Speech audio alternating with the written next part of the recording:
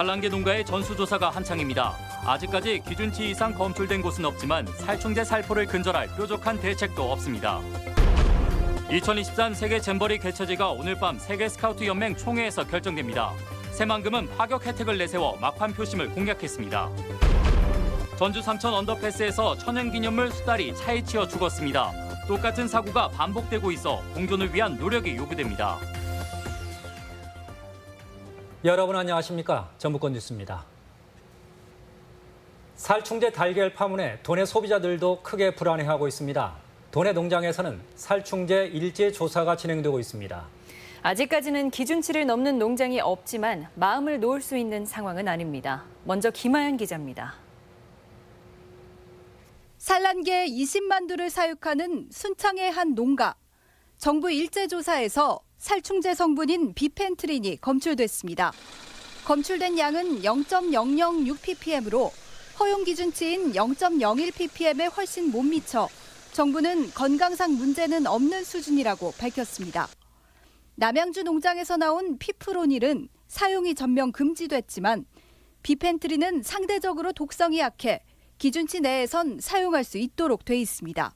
허용 기준치 이내인데 친환경 인증 관련된 부분은 검출된 농가는 다 이제 행정처분 기준대로 표시 제거 정지라든지. 해당 농장은 계란 유통에 제한을 받진 않지만 당분간 친환경 인증 표시를 할 수는 없습니다. 살충제 달걀 여파는 전 농가로 확산되는 추세입니다. 유통이 중단된 산란계 농가에는 선별기가 멈춰섰고 출하하지 못한 계란들이 쌓여 있습니다.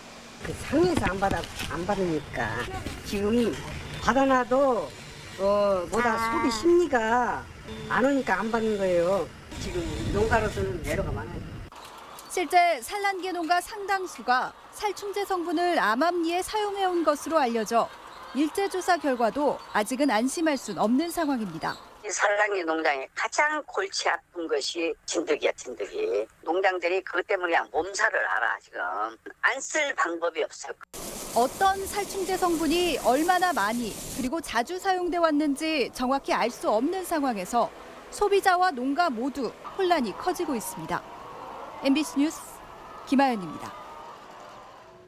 양계농가에서 이렇게 살충제는 진드기 구제에 광범위하게 쓰이고 있습니다. 전수조사 대상인 도내 산란계 농장은 모두 188군데. 현실적으로 살충제 달걀이 나온다 해도 소비자 보호 대책이 마땅치 않아 또 고민입니다. 계속해서 유리용 기자입니다. 전라북도는 경기도에서 살충제 파동이 터진 어제부터 도내 118개 양계 농장에 대한 일제조사에 들어갔습니다.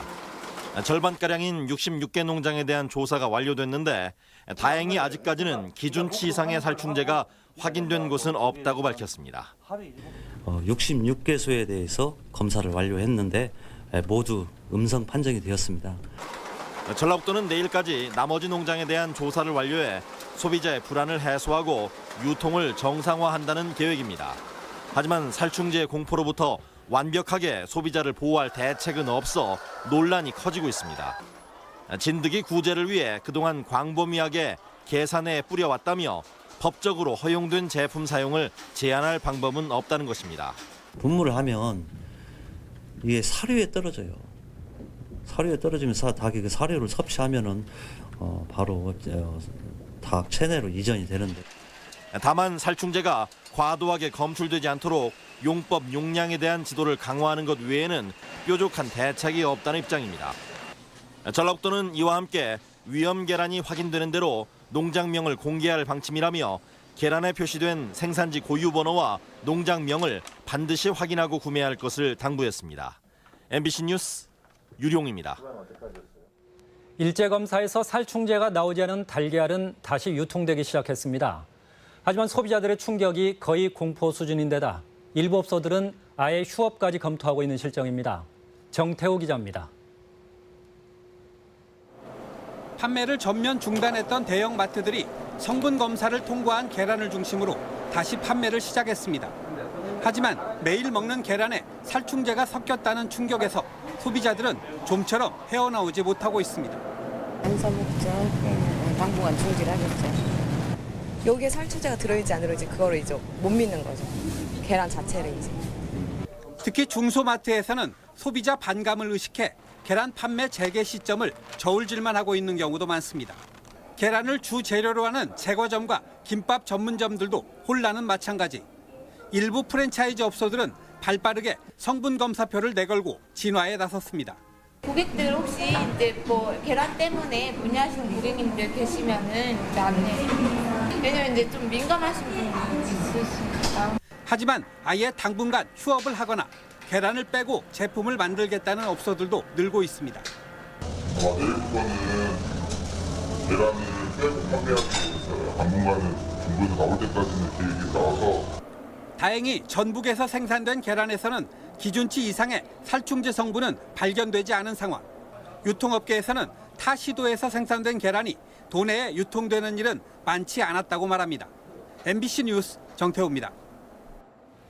2023 세계 잼버리 개최지가 1시간 뒤면 세계 스카우트 연맹 총회에서 결정됩니다. 전라북도는 파격적인 혜택을 내세우며 막판 표심을 공략했습니다. 아제르바이잔 현지에서 박찬익 기자가 전해드립니다. 스카우트 연맹 총회 개막 사흘째 세계 잼버리 개최지 선정을 위한 투표에 앞서 프리젠테이션이 열렸습니다. 한국은 새만금의 광활한 대지와 더불어 산과 바다에서 다양한 체험이 가능한 점을 강조했습니다. 특히 항공권 40% 할인과 입국 수속 원스톱 서비스, 야영 장비 무료 제공 등 파격적인 조건과 정부 지원을 약속하며 아프리카와 중남미 회원국 표심을 파고들었습니다. We are 100% prepared to help to draw your dream at the Jamboree. See you at 새만금, Korea.